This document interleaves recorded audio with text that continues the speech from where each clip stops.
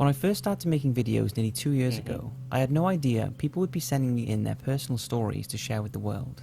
Some are heartwarming, some are UFO sightings, and others are downright creepy encounters, usually with paranormal beings, and those are the ones I'll be talking about in this video. So, from a mysterious sound that came from someone's house phone to one of the creepiest hitchhiker stories I have ever heard about, here are 5 stories that have been sent to me that you will not find anywhere else on the internet. Hit the lights and enjoy. The following recordings were sent to me by a man called Juan from Tucson, Arizona. The story goes that a few years back when he was in 7th grade and living with his parents, they had some bizarre voices coming through their house phone.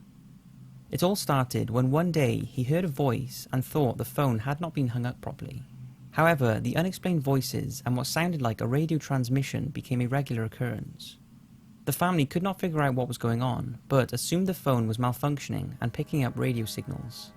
At first, they were not too creeped out or concerned, but then Juan used an MP3 player to record the voices, and a few of them started to sound like a girl screaming, which over time was followed by a man's voice. Juan became pretty disturbed and was wondering if it was just radio signals that sounded like someone was in distress, or whether there really was someone out there who was being harmed and the phone was picking this up somehow. It's pretty eerie, so take a listen and see what you think.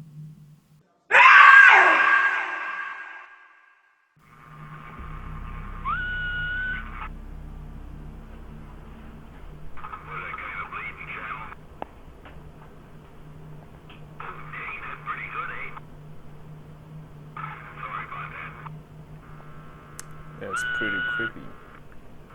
That's weird.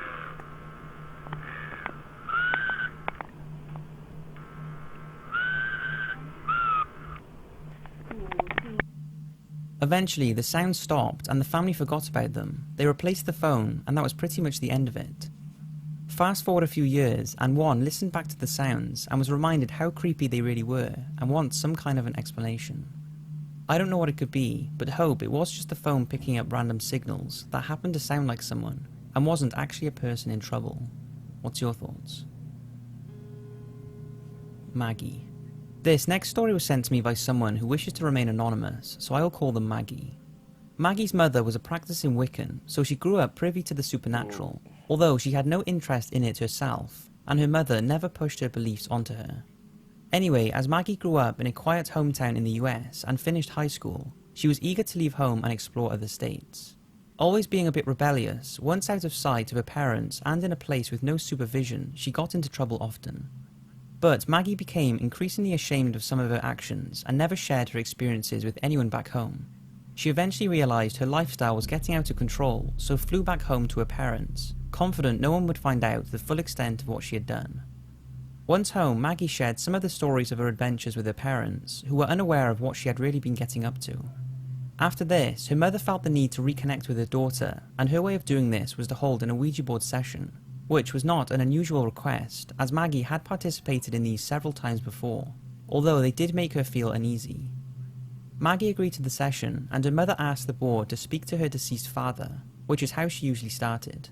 The board said no several times, which was unusual, so Maggie asked if it wanted to speak to her instead, and it replied yes. Whoa. The board then erratically started to move around in circles, making no sense at all, and Maggie felt a very dark presence to the right of her. The board then spelt out the names Philip and Jeremy, and Maggie told her mum these were 2 men she had met on her travel. What her mother did not know was that Maggie had slept with these 2 people. The board then spelt the word pig 3 times, followed by the names of several illegal substances, all of which Maggie had tried whilst away. Maggie's heart dropped as it spelt the word liar 666 and then goodbye. Whoa. As the lights in the room flickered, the session was over.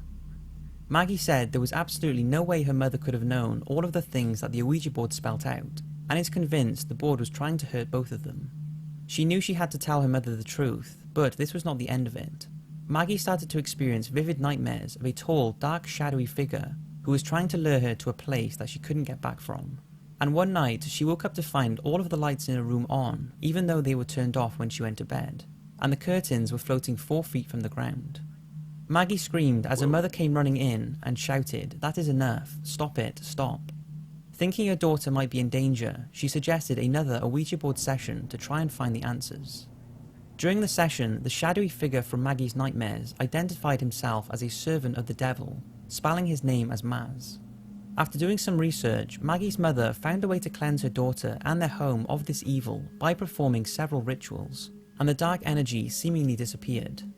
Since this, Maggie has not experienced any more dark entities, but said it was incredibly traumatic and recommends everyone stay far away from Ouija boards.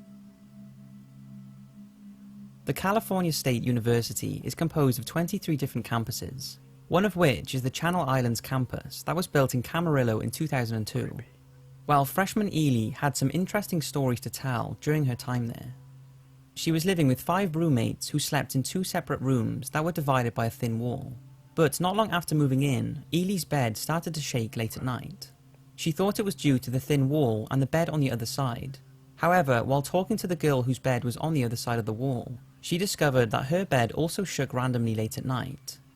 They both came to the conclusion that it must be caused by one of them moving around as they slept. However, a few nights after their conversation, at around 2 AM, Ely's bed started to shake. She texted her friend and asked her if she was moving, and she said, "No, are you?" Ely said no, even though both girls' beds were shaking. The next day, Ely asked one of her roommates to push her bed to make it shake, and it took some force but didn't feel the same as it did when it shakes at night. They were all pretty confused at this point, but then other strange things started happening in their dorm. Like the one girl having tiny imprints near her feet and legs, and things going missing then reappearing. One of the girls also claimed that she saw a shadow in the hallway, but when she checked, no one was ever there. The girls had no answers for what was going on, and it could have explanations not related to the paranormal. But then you learn a little about the history of the campus and all of the encounters people have had there, and things get interesting. The university's bell tower contains a ladies' restroom, and tons of stories have been shared about seeing unexplained figures in there, as well as the door shaking violently during the day with no obvious explanation. But why is this? Well, going back to 1936, the plot the university sits on was the Camarillo State Mental Hospital, home to thousands of insane and mentally ill patients who would undergo electric shock treatment and other alleged inhumane practices. Following its closure in 1997, it became a popular destination for ghost hunters due to its rumoured paranormal activity before and after its abandonment.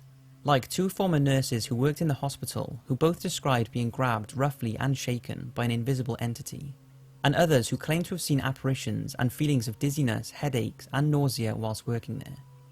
So was the University of California Channel Islands built on a haunted piece of ground due to the previous mental hospital? And is that the reasoning for its believed paranormal activity? What do you think? This next story comes with some video footage that was sent to me a while back by Raul Cazares from Amarillo, Texas. At the time, he was working for a remodeling company and became friends with someone who can be seen in the video he sent me. Well, his friends showed Raul the footage of himself and another friend doing flips and told him that one of the guys, who was not featured in the video, had shown the footage to his family, and one of his sons said, "Daddy, who is the little girl that was there?" He answered, "No one, why do you ask?" And his son said, "Yes there was, you can hear her in the video." After playing the video back, he realised his son was right. In the background, a little girl's voice can be heard speaking in Spanish, saying, "What is happening here?" A few seconds into the video, the voice can be heard again, this time sounding a little more agitated, saying, "What is happening?" Take a listen.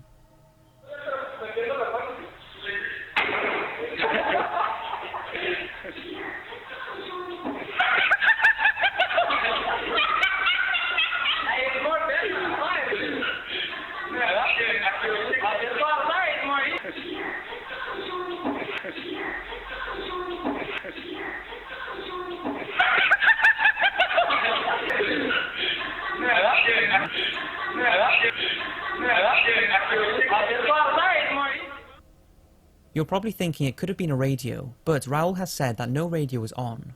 And what makes things even stranger is that the house they were working on was in the middle of nowhere in a Texas field. It was also a new build with no electricity installed yet, so it couldn't have been any interference. So is this a clear EVP of a little girl's ghost, possibly